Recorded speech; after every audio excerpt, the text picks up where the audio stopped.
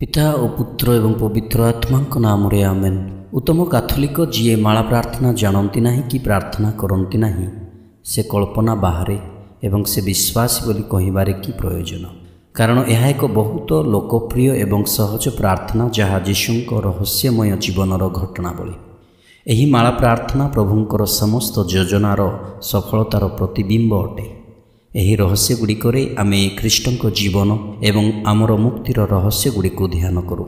मालाच पर आमे श्रवण करूँ, खोला मन और हृदय प्रार्थना बोली थाऊ एवं सम्मति तथा अंशग्रहणर मनोभाव सहित यही रहस्यगुड़िक प्रति आमर प्रेमपूर्ण एवं कृतज्ञ दृष्टि देइथाऊ।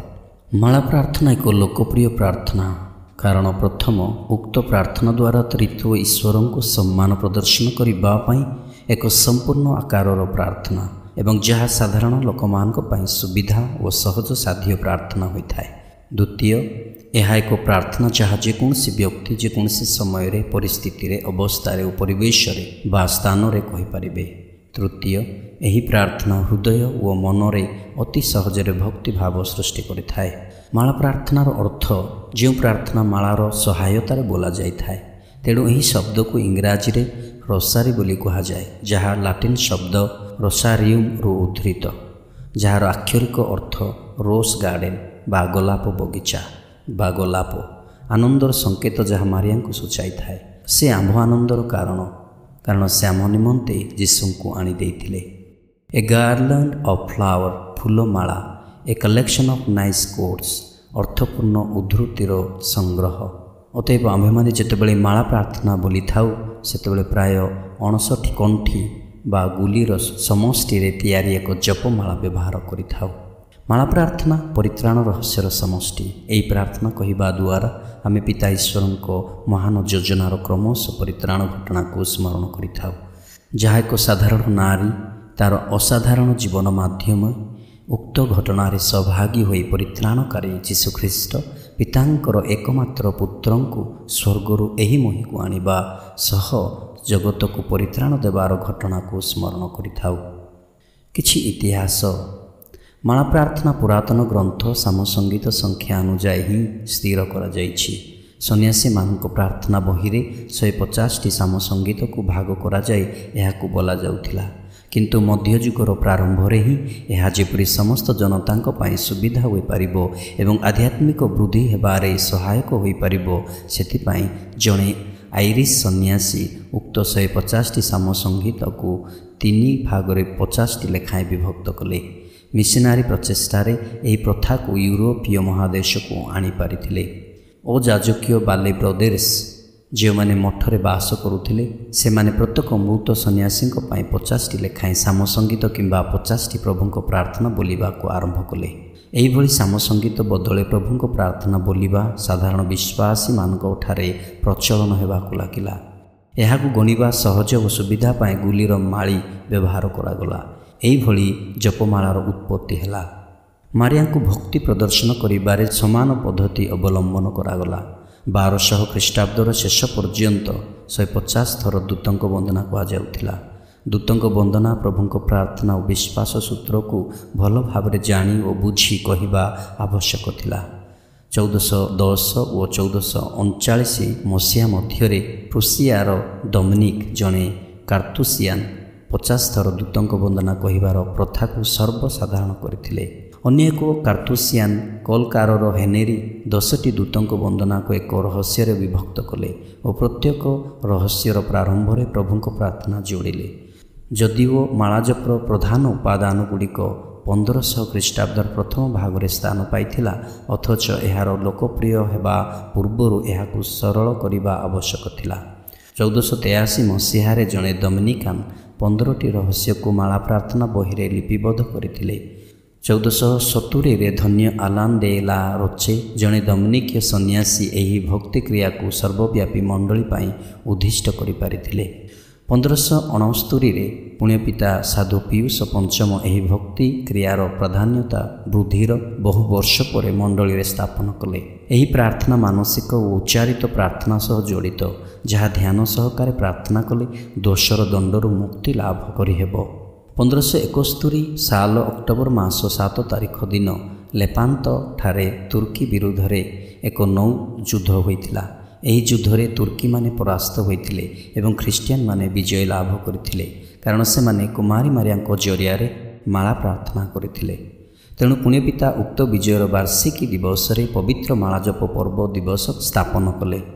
1573 ଖ୍ରୀଷ୍ଟାବ୍ଦରେ ପୁଣ୍ୟପିତା ଗ୍ରେଗୋରୀ ତ୍ରୟୋଦଶ ରୋମ ଧର୍ମପ୍ରଦେଶରେ ଧନ୍ୟାକୁମାରୀଙ୍କ ମାଳାଜପ ପର୍ବ ପାଳନ କରିବା ନିମନ୍ତେ ବାଧ୍ୟ କରିଥିଲେ।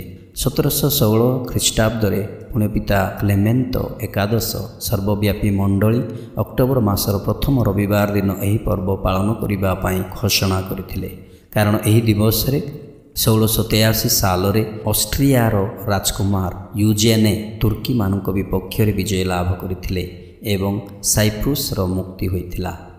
କୁମାରୀ ମାରିଆ ବାରମ୍ବାର ଓ ଆଦର ସହ ମାଳାଜପ ପ୍ରାର୍ଥନା କରିବା ପାଇଁ ଅନୁମୋଦନ କରିଛନ୍ତି। 1858ରେ ସେ ଲୁର୍ଦ୍ରେ ସାଧ୍ୱୀ ବେର୍ନାଦିତାଙ୍କୁ ଦର୍ଶନ ଦେଲେ। ସେତେବେଳେ ତାଙ୍କର ହସ୍ତରେ ଏକ ଜପମାଳା ଥିଲା ଏବଂ ତାହା ଅଙ୍ଗୁଳିରେ ସେ ଗଣୁଥିଲେ ବୋଲି ବେର୍ନାଦିତା ଦର୍ଶାନ୍ତି। 1917 ସାଲରେ ଫାତିମାରେ ସେ 3 ଜଣ ଗୌଡ଼ ପିଲାଙ୍କୁ ଲୁସି, ଫ୍ରାନ୍ସିସ୍ ଓ ଜେସିନ୍ତାଙ୍କୁ ଦର୍ଶନ ଦେଇ ମାଳାଜପ ପ୍ରାର୍ଥନା କରିବା ପାଇଁ ଆହ୍ୱାନ କରିଥିଲେ। ଲୁସିଙ୍କୁ ସେ କହିଲେ, ମୁଁ ମାଳାଜପର ରାଣୀ, ଜଗତରେ ଶାନ୍ତି ପାଇବା ପାଇଁ ପ୍ରତ୍ୟେକ ଦିନ ସର୍ବଦା ମାଳାଜପ କୁହ। 1960 ସାଲରେ ଏହି ପର୍ବର ନାମ ମାଳାଜପ ରାଣୀ ମାରିଆଙ୍କ ପର୍ବରେ ପରିବର୍ତ୍ତନ କରାଗଲା। ସେହି ସମୟଠାରୁ ଏହି ପର୍ବ ଆଜି ଯାଏ ପାଳିତ ହୋଇ ଆସୁଅଛି। 2002 ଅକ୍ଟୋବର ମାସ 16 ତାରିଖରେ ପୁଣ୍ୟପିତା ଜହନ ପାଲ ଦ୍ୱିତୀୟ ମାରିଆଙ୍କ ମାଳାଜପ ପ୍ରାର୍ଥନାରେ ଅନ୍ୟ 5ଟି ରହସ୍ୟ ଯୋଡ଼ିଲେ। ରହସ୍ୟର ନାମଟି ଜ୍ୟୋତିର୍ମୟ ରହସ୍ୟ, ଯାହା ଗୁରୁବାର ଦିନ କୁହାଯାଏ। ମାଳାଜପ ପ୍ରାର୍ଥନା ବାଇବେଲ ବା ଈଶ୍ୱରକ ବାକ୍ୟ ଭିତ୍ତିକ। ପୁଣ୍ୟପିତା ପାଉଲ ଷଷ୍ଠ କହନ୍ତି, ମାଳା ପ୍ରାର୍ଥନା ସୁସମାଚାରର ସମଷ୍ଟି। ଅନେକ ଖ୍ରୀଷ୍ଟିଆନ ଭାଇ ଓ ଭଉଣୀମାନେ ପ୍ରଶ୍ନ ତଥା ଭୁଲ ଧାରଣା କରନ୍ତି ଯେ କାଥୋଲିକମାନେ କୁମାରୀ ମାରିଆଙ୍କୁ ପୂଜା ଆରାଧନା କରନ୍ତି। ବାସ୍ତବରେ କୁମାରୀ ମାରିଆଙ୍କୁ ଭକ୍ତି ସମ୍ମାନ ପ୍ରଦର୍ଶନ କରନ୍ତି, କାରଣ ସେ ଜଣେ ଜଗତର એકમાત્ર କୁମାରୀ ଯେ ପାପଶୂନ୍ୟା ଅନୁଗ୍ରହରେ ପୂର୍ଣ୍ଣା।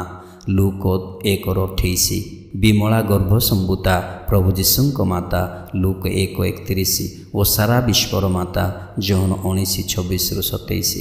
ଏହା ମଧ୍ୟ ନିରାଟ ସତ୍ୟ ଯେ ମାଳା ପ୍ରାର୍ଥନାରେ କୁମାରୀ ମାରିଆ ସ୍ମରଣୀୟ ହୁଅନ୍ତି ଓ ତାଙ୍କ ଜରିଆରେ ପ୍ରାର୍ଥନା କରାଯାଇଥାଏ। ଯୀଶୁଙ୍କର 20ଟି ରହସ୍ୟରେ ମାରିଆ ପରୋକ୍ଷ ବା ପ୍ରତ୍ୟକ୍ଷ ଭାବରେ ସଂଶ୍ଳିଷ୍ଟା।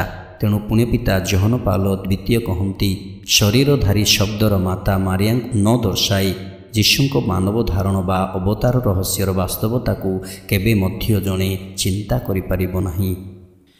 କିଛି ଉକ୍ତି ଅନୁଭୂତିରୁ ପୁଣ୍ୟପିତା ପାଉଲ ଷଷ୍ଠ ମାଳାଜପର ଧ୍ୟାନଯୁକ୍ତ ଦୃଷ୍ଟିକୋଣକୁ ପ୍ରାଧାନ୍ୟ ଦିଅନ୍ତି। ଏହାକୁ ସେ କହନ୍ତି ଭକ୍ତିର ଆତ୍ମା।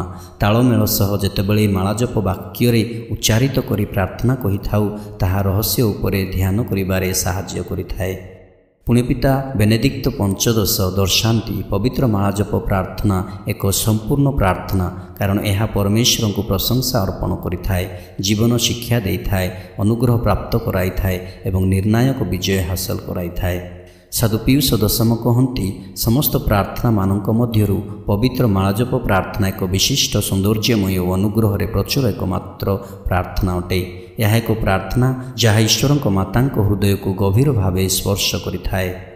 ପୁଣ୍ୟପିତା ପିୟୁଷ ଦ୍ୱାଦଶ କହନ୍ତି, ପରିବାର ଉପରେ ଈଶ୍ୱରଙ୍କ ଆଶୀର୍ବାଦ ବର୍ଷଣ କରାଇବାରେ କୌଣସି ଏକ ନିଶ୍ଚିତତାର ମାଧ୍ୟମ ନାହିଁ।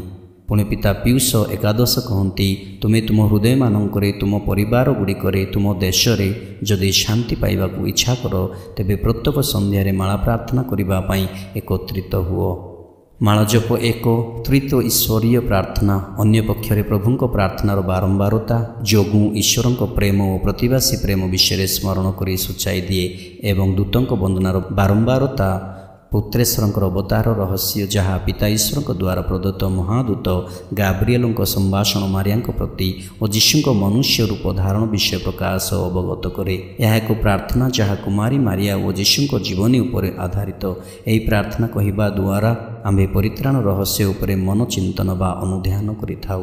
ପ୍ରତ୍ୟେକ ରହସ୍ୟ ପ୍ରଭୁଙ୍କ ପ୍ରେମ ଓ କରୁଣାର କାର୍ଯ୍ୟକୁ ପ୍ରକାଶିତ କରିଥାଏ। ଧନ୍ୟବାଦ।